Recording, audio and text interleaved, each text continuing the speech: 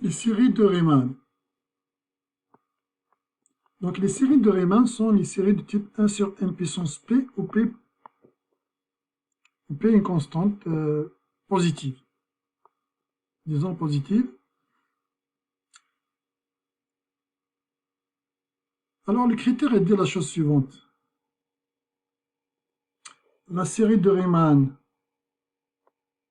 elle converge si p strictement supérieur à 1 et diverge si p inférieur ou égal à 1. Donc, démonstration de ce théorème, on va démontrer que cette série va converger pour p strictement supérieur à 1 et pour p plus petit ou égal à 1.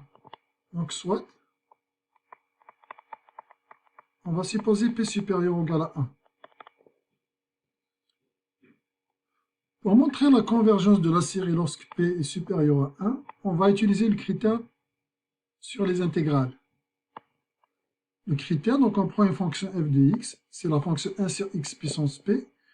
C'est une fonction continue positive et décroissante sur l'intervalle 1 plus l'infini. De plus, f de n, c'est égal à 1 sur n puissance p. Donc, la série est de même nature que l'intégrale de f de x entre 1 et plus l'infini. Or, on sait que l'intégrale de 1 à n de f de x dx égale l'intégrale donc 1 sur xp, c'est x puissance p. Et donc cette intégrale, ça va donner m puissance m moins p sur m moins p moins une constante 1 sur m. Ça, c'est juste une constante. Ça dépend de m. Donc quand m tend vers l'infini, on a dit que p est supérieur strictement à 1. Donc m moins p est plus petit que 1. Et donc on va avoir finalement quoi? On va avoir une constante m puissance une quantité qui est plus puissance une quantité négative. Donc c'est la même chose finalement que 1 sur m puissance p moins 1. Ce qui veut dire que la limite va être égale à 0. Donc 0 moins 1 sur 1 moins p. Cela va aller vers 0. Cette quantité, on a dit, c'est une constante. Elle reste telle qu'il est. Donc tout ça va aller vers moins 1 sur 1 moins p, si vous voulez. Ou bien 1 sur p moins 1. 1 sur p moins 1. Quand m tend vers l'infini. Donc notre intégrale converge. On voit que notre intégrale impropre converge, puisque la limite de cette quantité, quand m tend vers l'infini, c'est 1 sur p moins 1. J'ai mis ici quand m tend vers l'infini. L'intégrale converge, et donc notre série converge également. Maintenant, si p, on va considérer le kp inférieur ou égal à 1. Plutôt inférieur strictement. On a vu supérieur strictement, on va voir inférieur strictement. En fait, inférieur strictement, toute la démarche, c'est la même. Sauf que quand on arrive là, cette quantité ne va pas converger. Donc, on fait exactement la même démarche. Donc, on passe par les intégrales en propre, etc. Et on obtient la même fonction en fait, que ce qu'on avait obtenu ici. Sauf que cette quantité, cette fois-ci, il ne va pas converger vers une constante. Pourquoi? Parce que p est plus petit que 1. Donc, 1 moins p, il va être positif au lieu d'être négatif. Donc ici, 1 moins p est négatif. C'est pour ça que ça a poussé cette quantité à aller vers 0. Mais là, ça va être positif. 1 moins p, l'exposant va être positif. Donc on a une constante m qui est positive puissance, une constante positive. Quand m tend vers l'infini, donc cette quantité va aller vers plus l'infini. Donc la limite ici, ça va être égal à l'infini. L'intégrale diverge et donc notre série diverge. Et quel cas il reste finalement? Il reste le kp égale 1. Si p égale 1, la démarche est la même, sauf que la primitive ne va pas ressembler à ça, puisque la primitive, ça va être un log. Donc j'ai dit, on utilise le critère sur les intégrales, avec la fonction qu'on va utiliser maintenant, c'est 1 sur x. C'est une fonction continue, positive et décroissante. Et f de n, c'est à n. Donc c'est notre série Si P égale 1, on aura la série 1 sur M. Et donc l'intégrale de 1 sur X et notre série seront de même nature. On a I égale l'intégrale de 1 à l'infini de 1 sur X dx. Notre fonction, c'est la même chose que la limite de l'intégrale de 1 à M 1 sur X dx. Primitive de 1 sur X, c'est ln de X. ln de valeur absolue de X, mais comme X est positif, on est en train d'intégrer entre 1 et M. Donc c'est juste ln de X finalement, pas besoin de la valeur absolue. Entre 1 et M. Et la limite de 5 en M tend vers l'infini, c'est plus l'infini. Je rappelle donc la nature de notre série, c'est la même chose que la nature de notre intégrale impropre. Celle-là, c'est l'intégrale de 1 à M, on fait la limite quand M tend vers l'infini. La primitive 1 sur X, c'est ln de X. Et donc, c'est la limite de ln de M moins ln de 1. ln de 1, c'est 0. Donc, c'est la limite de ln de M.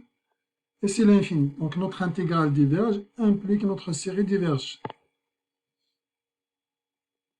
Implique la somme de A1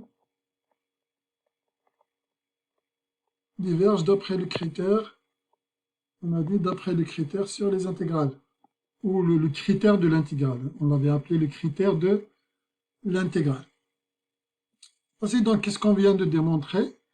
On vient de démontrer le critère de la série de Riemann finalement. La série de Riemann converge si P supérieur à 1 et diverge si P inférieur ou égal à 1.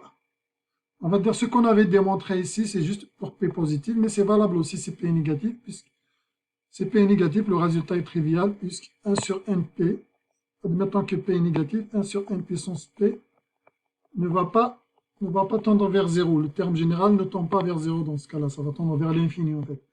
Et si le terme général ne tend pas vers 0, la série est forcément divergente. Donc le cas négatif, très facile à faire, on n'a pas vraiment besoin d'une grosse démonstration. Donc en résumant, la série de Riemann, il est sous la forme la somme de 1 sur n puissance une constante. Si cette constante est positive, elle va converger. Pardon, si cette constante est supérieure à 1, elle va converger. Si cette constante est plus petite ou égale à 1, la série diverge. Exemple. Si on pose quelle est la nature de cette série, ou bien est-ce qu'elle converge ou diverge, on peut répondre directement sans faire des calculs poussés en utilisant le critère de Riemann. On va dire que c'est une série de Riemann. Vous voyez donc comment on pourra répondre. On va dire que c'est une série de Riemann, ça je le remarque, avec P égale 3, le P égale 3 supérieur à 1, la série est donc convergente. On répond à la question en une seule ligne. Pourquoi? Parce que je connais le critère de Riemann. Je n'ai pas maintenant besoin de redémontrer le critère de Riemann, etc. Je peux directement l'écrire, je peux directement répondre donc de cette manière en utilisant donc le théorème précédent. Deuxième exemple, est-ce que cette série est convergente? Regardons, prenons soit AN égale 1 sur racine cubique de n. C'est la même chose que 1 sur n puissance 1 tiers. Ça, c'est le terme général de notre série. Donc, on voit bien que c'est une série de Riemann avec P égale 1 tiers plus petit que 1. Donc, la série diverge. Voilà, donc on a répondu pratiquement en une seule ligne. La seule chose, on a fait, bon, au départ, on a essayé de l'écrire, d'enlever les racines cubiques, de l'écrire sous la forme exponentielle, pour faire apparaître la forme de série de Riemann, la forme n puissance p. Ensuite, on répond directement, sans un calcul supplémentaire, c'est une série de Riemann, clairement, 1 sur n puissance une constante, c'est ça le terme général. Cette constante, c'est 1 sur 3 plus petite que 1, la série est donc divergente, directement.